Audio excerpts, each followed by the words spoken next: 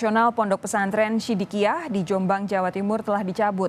Buntut dari kasus pencabulan atau kekerasan seksual santriwati dan penangkapan tersangka yang tidak kooperatif. Harapan kami tetap berjalan, sekolah itu tetap berjalan. Harapan kami tetap, kalau masalah itu ya minimal ada klarifikasi dulu. Itu harapan.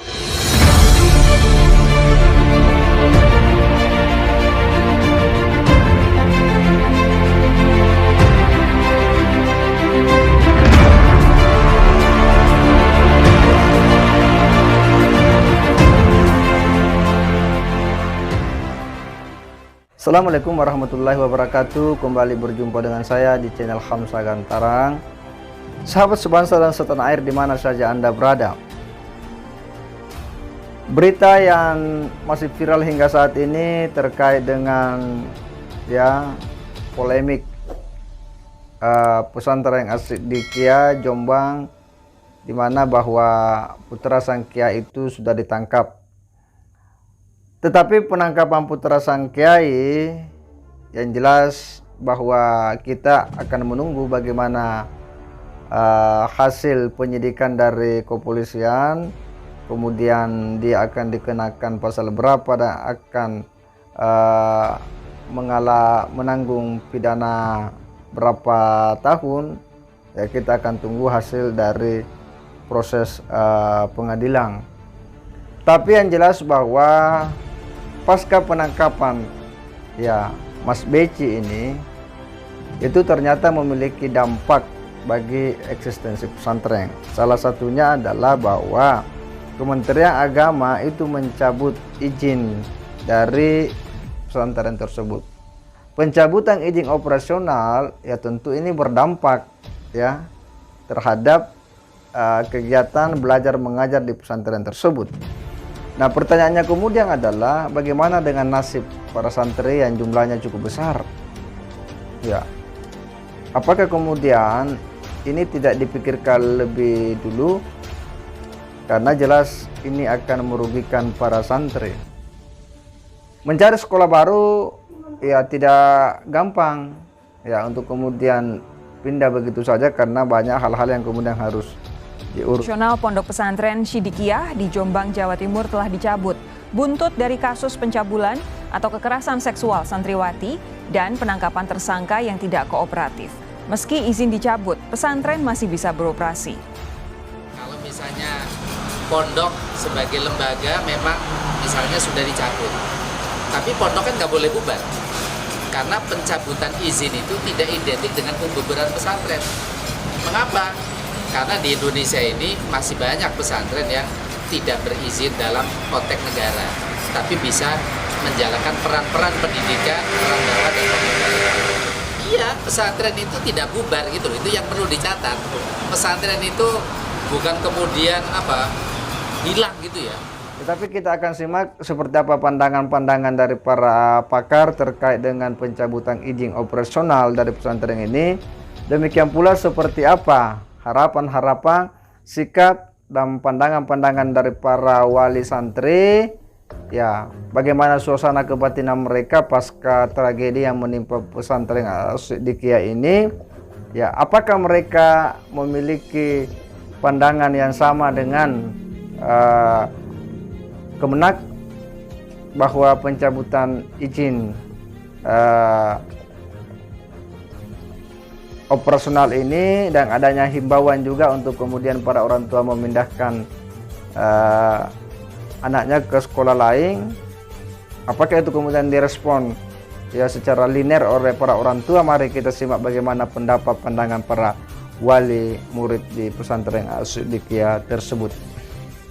Operasionalnya itu yang pertama. Yang kedua, menurut saya pihak Kementerian Agama seharusnya menghidupkan atau mendinamisasi, merevitalisasi apa yang disebut sebagai Dewan Masyayikh Pesantren.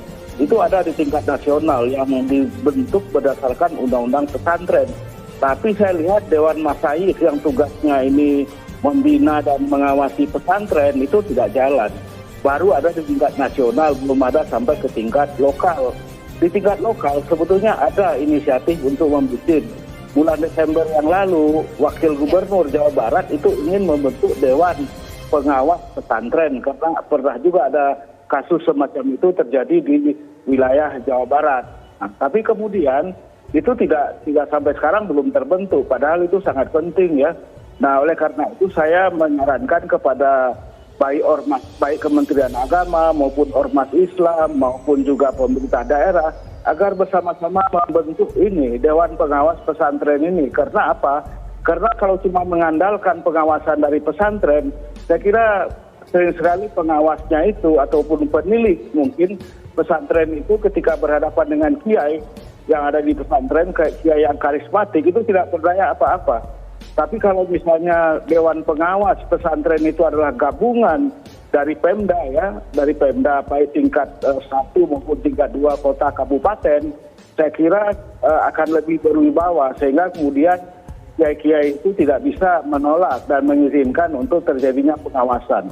Kemudian yang terakhir poin yang juga ingin saya tekankan agar pesantren itu mungkin harus ini ya, kalau memang di satu pesantren itu gabung antara santri laki-laki dengan santri perempuan, maka kemudian santri perempuan itu harus dibina dan diawasi oleh guru-guru perempuan, oleh pengawas perempuan. Memang di beberapa pesantren itu terpisah, ada pesantren yang hanya laki-laki dan hanya pesantren yang hanya perempuan misalnya. Kalau di pesantren Asyidiyah ini kelihatannya campur antara pesantren antara santri laki-laki dengan santri perempuan.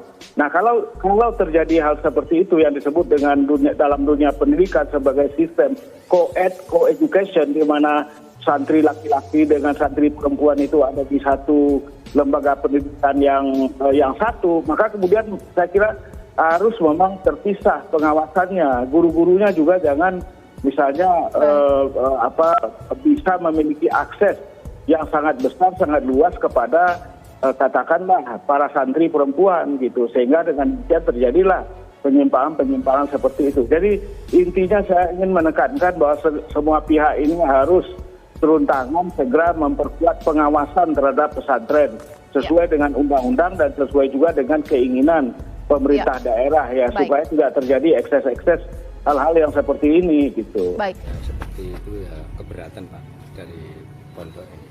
Soalnya generasinya nanti bagaimana? Harapannya ya harus ditahan Pak. Nggak bisa. Tetap beroperasi pondoknya. Sampai perguruan. Pak, walaupun ini izin operasional dicabut, sebagai wali santri apa akan tetap bertahan untuk memondokkan anak? Sebetulnya ya itu aja bertahan. Akan tetap bertahan memondok di sini. Kalau misalkan ada perintah dipindah gimana? Ya kurang tahu berikutnya besok.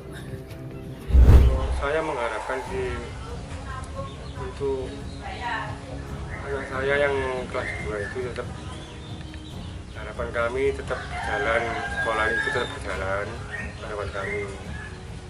Harapan kami tetap, kalau masalah itu ya minimal ada klarifikasi dulu. Itu harapan dari kami.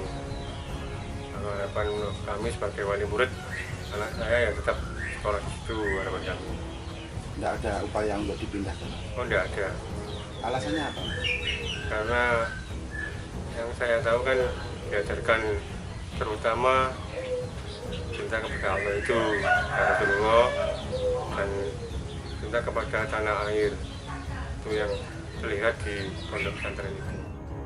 Kalau kita menyimak bahwa ya para orang tua wali murid ini itu masih berharap bahwa bagaimana proses belajar mengajar di pesantren itu bisa kembali seperti sedia kala.